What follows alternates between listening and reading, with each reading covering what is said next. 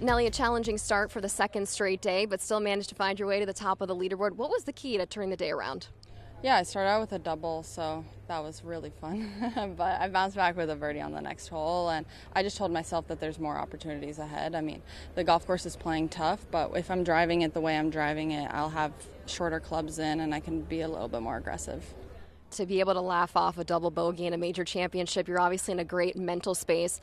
When did you kind of find this new mindset? When did this begin working for you? Has it just been more recently with your run of success, or where did this come from?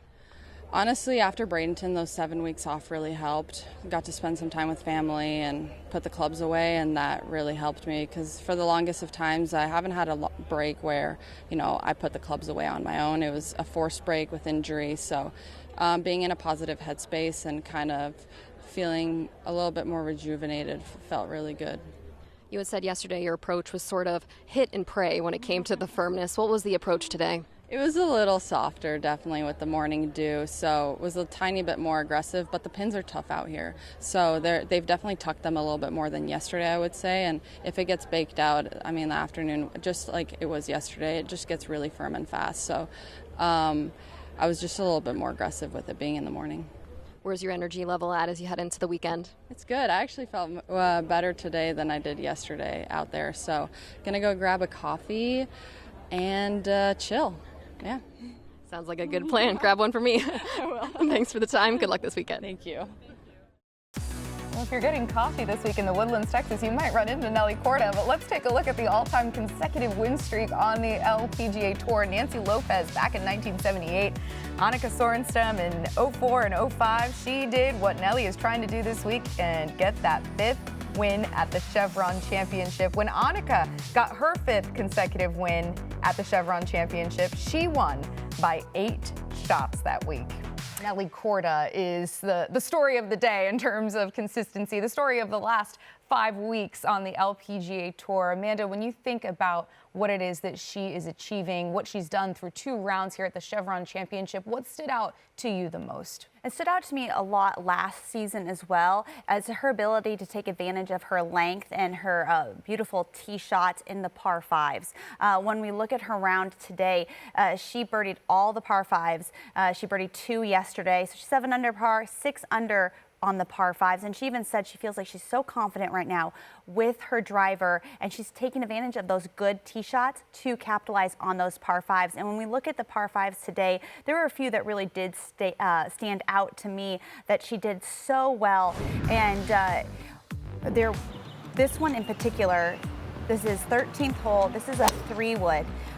She has excellent club head speed. She's extremely athletic, very, very strong, tall, so she's able to get a lot of height on those 3-woods. Makes it a little bit easier to hit, but she plays that shot so well. Obviously gave herself a good position in the middle of the fairway, but then really threads that 3-wood, gives herself a birdie or eagle opportunity, ends up making a birdie.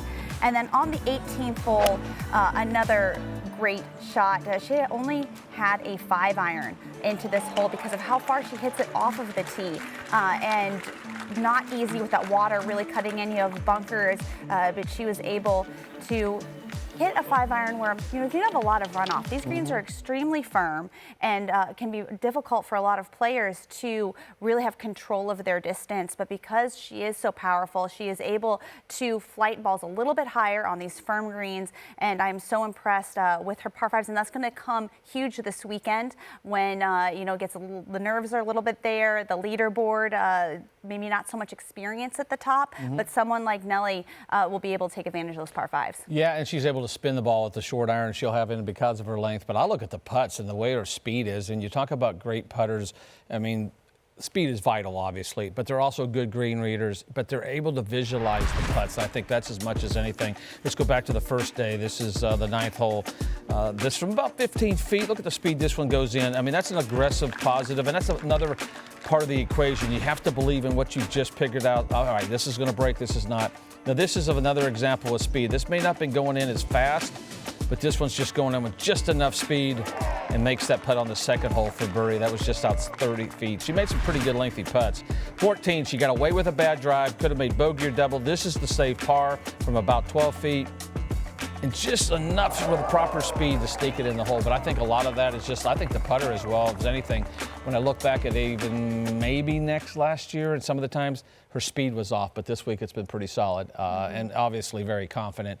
I think we talk about the zones where the decision making becomes clearer, it becomes easier. You always have the the right yardages in her. So she's definitely, if we talk the zone, that's where she is, and her decision making is made up because of that confidence she has going as well. So it makes it a lot easier when you're confident like that. Well, Nelly Korda with some really impressive putting.